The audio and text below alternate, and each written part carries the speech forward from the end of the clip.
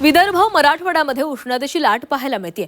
उन्हाळ्यामध्ये जंगलातील पाण्याचे स्रोत आटल्यानं वन्य प्राणी पाण्याच्या शोधामध्ये नागरी वस्तीमध्ये शिरत आहेत। अशीच एक घटना चंद्रपुरातून समोर आली आहे। चंद्रपूर शहरामध्ये 2 चितळ पाण्याच्या शोधामध्ये भटकताना दिसून आले। सध्या सर्वत्र तीव्र अशी उष्णता पाहायला मिळते आणि त्याच्यामुळे अनेक पाणवठे हे आटलेले आहेत। त्यामुळे आता हे वन्य प्राणी देखील शहरांकडे पाण्याच्या शोधामध्ये वळू लागले आहेत।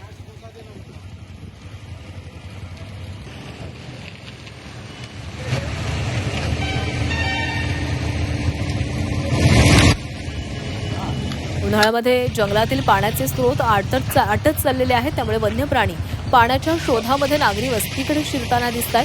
अशीच एक घटना ही चंद्रपूरमधून समोर आलेली आहे। चंद्रपूर शहरात 2 चितळ पाण्याच्या शोधामध्ये भटकताना दिसून आलेले आहेत।